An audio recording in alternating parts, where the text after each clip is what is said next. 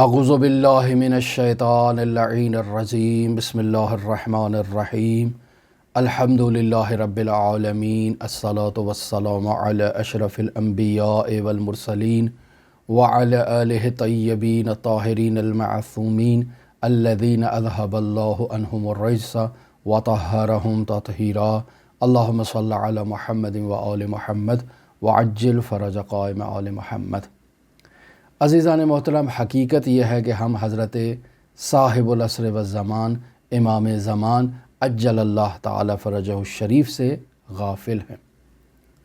اور مرحوم آیت اللہ بہجت بہت خوبصورت فرمایا کرتے تھے کہ حضرات اہل بیت علیہم الصلاۃ والسلام اللہ کے بندے ہیں لیکن علم الہی کے بھی مالک ہیں۔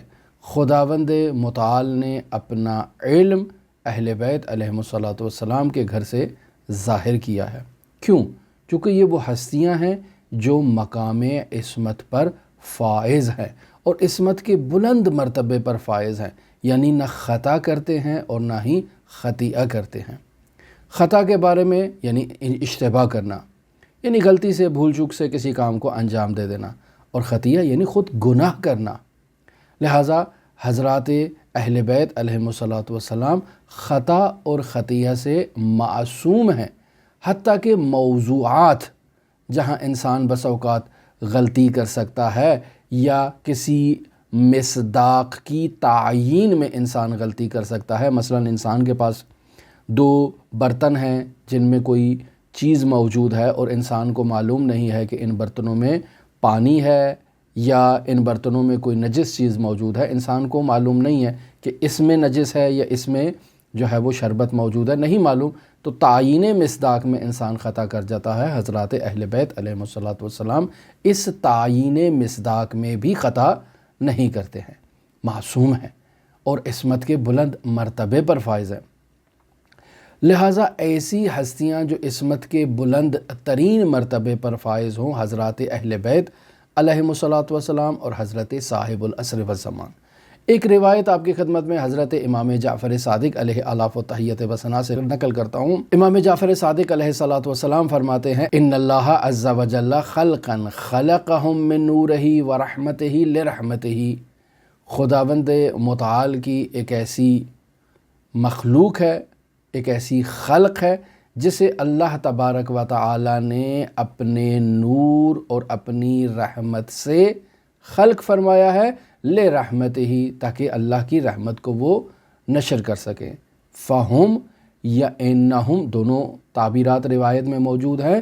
فہم عین اللہ ناظرہ، اللہ کی یہ مخلوق جسے اللہ نے اپنی رحمت کے نور سے خلق کیا ہے، عین اللہ ناظرہ ہے، یہ اللہ کی ایسی بینا آنکھ ہے جس سے اللہ مشاہدہ کرتا ہے۔ وَأُذُنُهُ السَّامِعَةُ، یہ اللہ کی خلق ایسی مخلوق ہے کہ جو اللہ کا سننے والا کان ہے۔ وَلِسَانُهُ النَّاطِقُ، اور یہ خلق اللہ کی ایسی زبان ہے جو نطق کرتی ہے اور تکلم کرتی ہے۔ وَيَدُهُ الْبَاسِطُ، اور یہ اللہ کی نور سے خلق ہونے والی یہ مخلوق اللہ کا ایسا مبسوط الید ہاتھ ہے جسے اللہ نے پھیلا رکھا ہے۔ یہ حدیث آپ مشاہدہ کریں، متعدد کتابوں میں آپ کو مل جائے گی، من جملہ بحار الانوار میں مرحوم مجلسی رحمۃ اللہ علیہ نے جلد نمبر 26 صفحہ نمبر 240 اور حدیث نمبر 2 کے تحت اسی مطلب کو بیان فرمایا ہے۔ اب آپ دیکھیں کہ وہ ہستیاں جنہیں اللہ نے اپنے نور سے خلق فرمایا ہے، جو اللہ کی آنکھ ہیں، جو اللہ کے کان ہیں، جو اللہ کی زبان ہیں، جو اللہ کے ہاتھ ہیں، تو بس یہ ہستیاں کو معمولی ہستیاں نہیں ہیں۔ یہاں پر وہ اہم جملہ جسے مرحوم آیت اللہ بہجت فرماتے تھے کہ وہ ہمارے اعمال سے، ہمارے کلمات سے، ہماری سوچ سے، ہماری نیت سے بھی باخبر ہیں۔ یہاں پر بعض افراد لغزش کر جاتے ہیں، کوتاہی کر جاتے ہیں، لیکن کوتاہی نہیں کرنی چاہیے۔ حضرات اہل بیت علیہم الصلاۃ والسلام اور اس وقت ہم امام زمان عجل اللہ تعالی فرجہ الشریف کی امامت میں اور ان کی رعیت میں موجود ہیں، تو اس بات کی طرف توجہ ہونی چاہیے کہ حضرت صاحب العصر والزمان ہمارے کلمات سے واقف ہیں، ہمارے اعمال سے واقف ہیں، ہم کیا سوچ رہے ہیں یہ حضرت صاحب العصر والزمان کو علم ہے، ہم کیا نیت رکھتے ہیں اس سے بھی صاحب العصر والزمان باخبر ہیں۔ اور مرحوم آیت اللہ بہجت فرماتے تھے کہ ہم انہیں یعنی حضرات اہل بیت اور حضرت صاحب العصر والزمان کو حاضر و ناظر نہیں سمجھتے ہیں خود کے اوپر۔ یہ بہت اہم جملہ ہے اور اہم کلمہ ہے کہ ہمارے معاشرے میں یہی حاضر اور ناظر کی جو بحث ہوتی ہے، اور اکثر علماء بھی اس میں جو ہے وہ لغزش کھا جاتے ہیں۔ مرحوم آیت اللہ بہجت فرماتے ہیں کہ ہم ان ہستیوں کو حاضر ناظر نہیں سمجھتے ہیں، بلکہ گویا کہ اہل سنت کی طرح ہم انہیں اصلاً زندہ بھی نہیں سمجھتے اور ان ہستیوں سے غافل ہیں، جبکہ حضرت صاحب العصر والزمان کے وجود بابرکت کی بدولت ہمیں یہ جو سانس ہے یہ امام زمان اجل اللہ تعالی فرجہ شریف کی وجود بابرکت کی وجہ سے ہمیں مل رہا ہے، اور اس تمام عالم امکان کا یہ نظام حضرت صاحب العصر والزمان کے وجود بابرکت کے طفیل جو ہے وہ اس کا نظم و نسق چل رہا ہے۔ لہٰذا ہمیں حضرت صاحب العصر والزمان سے غافل نہیں ہونا چاہیے۔ بیمن وجود ہی روز قلورہ، ان کے بابرکت وجود سے ہی یہ عالم کو اور اس کائنات کو رزق مل رہا ہے، تو ہم امام زمان اجل اللہ تعالی فرجہ شریف سے کیوں غافل ہیں؟ اور پھر حضرت صاحب العصر والزمان اور حضرات اہل بیت علیہم السلام کی متعلق ایسے نظریات کے جسے آیت اللہ بہجت رحمۃ اللہ علیہ یہاں فرما رہے ہیں کہ وہ حاضر ناظر ہیں، چونکہ علم الہی کے مالک ہیں۔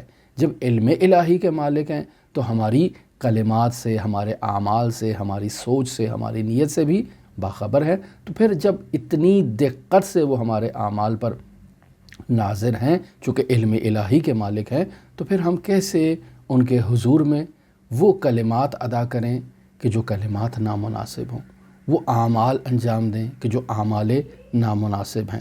ایسی سوچ کیوں اپنائیں کہ جو سوچ اپنانے سے ہمیں ان کے حضور شرمندگی کا اظہار کرنا پڑے؟ یہ ایسی نیت کیوں کریں کہ جو نیت سو اور بد ہو اور امام زمان اجل اللہ تعالی فرجہ شریف کے حضور ہماری شرمندگی کا باعث بنے؟ لہٰذا ہماری دعا ہے کہ خداوند متعال ہمارے تمام اعمال کی اصلاح کرے اور ہم خود کو حضرت صاحب العصر والزمان کے حضور پیش کرنے کی صلاحیت حاصل کر سکیں۔ ہماری دعا ہے کہ امام زمان اجل اللہ تعالی فرجہ شریف کے ظہور میں خداوند متعال تعجیل فرمائے۔ آپ تمام مؤمنین کے لیے حضرت علی ابن مصر رضا علیہ آلاف و تحیت و ثنا کی نورانی بارگاہ میں نائب الزیارہ بھی ہوں اور دعا گو بھی ہوں۔ اللہم صلی علی محمد و آل محمد وعجل فرج قائم آل محمد۔